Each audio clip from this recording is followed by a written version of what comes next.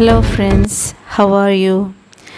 Today let us discuss Tagore's poem Freedom.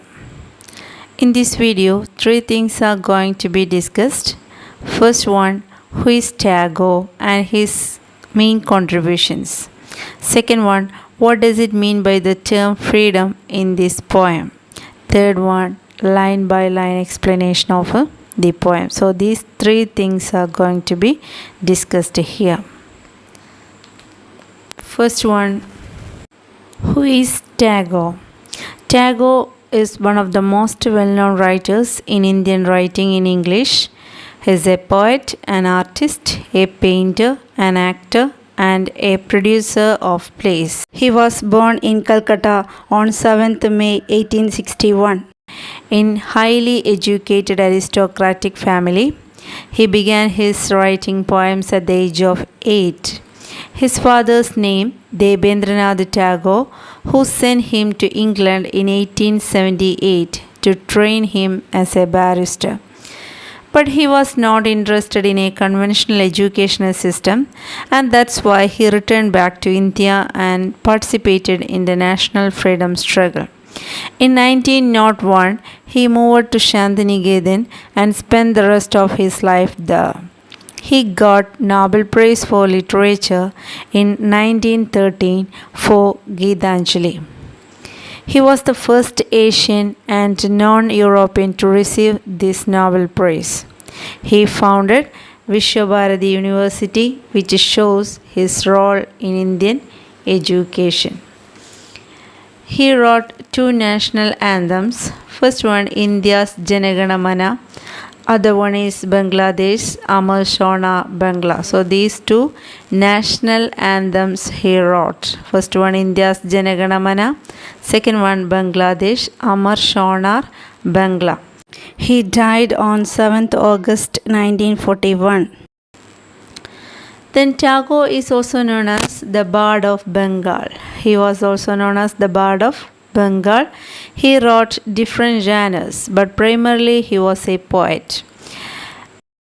Next, we can discuss his main poetic collections. First one, Manasi, that was published 1890.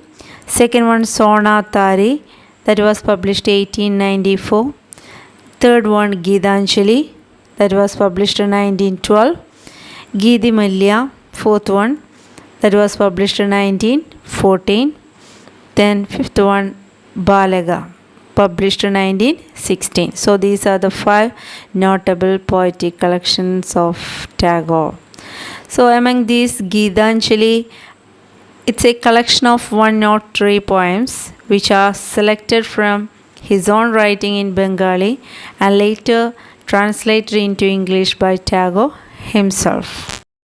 Second one, what is freedom, or what does it mean by the term freedom in this poem? To Tagore, freedom was not merely political, but a kind of liberation of the human spirit from all kinds of oppressions. So the real freedom is the freedom of human spirit from all kinds of oppressions. Oppressions may be religious, political, moral, and intellectual. So he wishes his countrymen to be united in their struggle to reach the highest state of that freedom.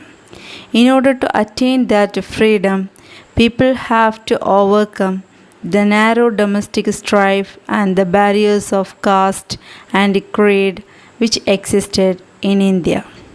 In short, the real freedom is the freedom from fear. Even nowadays, this poem has great significance when new powers of the neoliberal globe try to control our country. In this poem, the poet expresses his wishes and vision for his motherland, India. In this line, freedom from fear is the real freedom. Tagore believes fear of his countrymen is responsible for her slavery. Here, the poet uses the figure of speech, alliteration, which emphasizes the urgency of his call for Indian independence.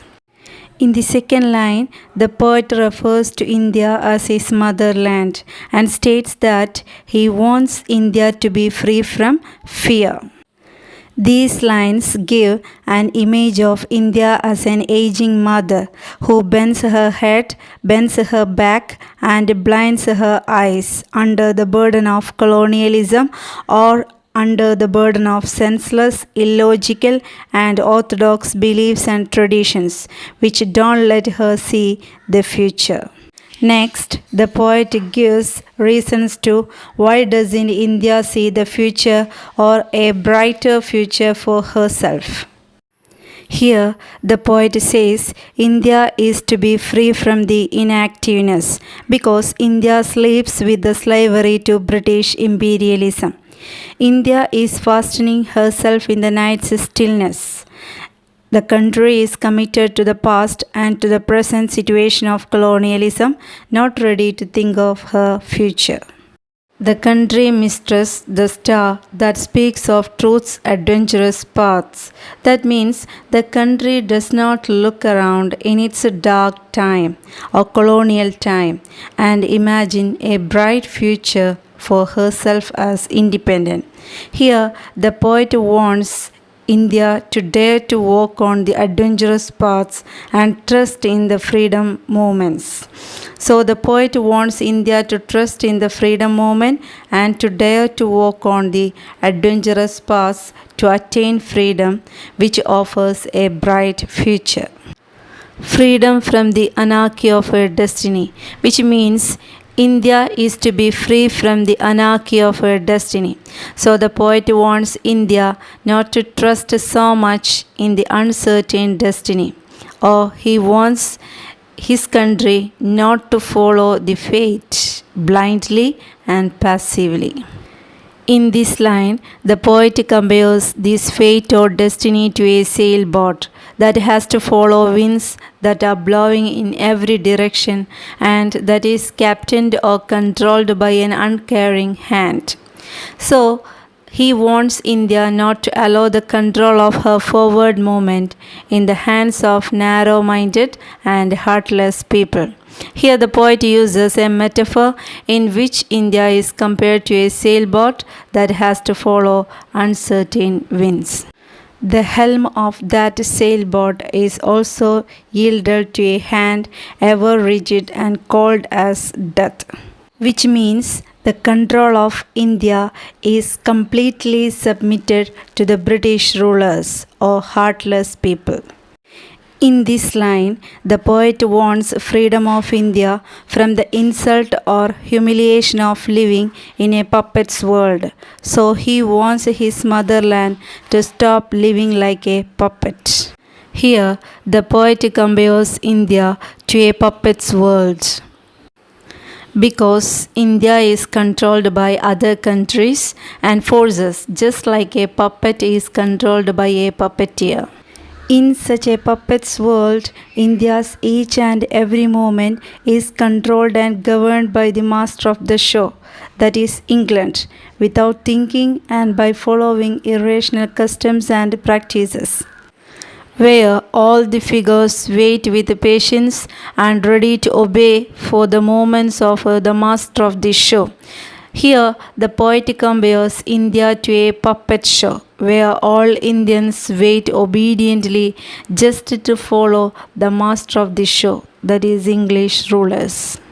Therefore, Indians live a mimicry life or an inauthentic or an unreal life controlled by British rulers.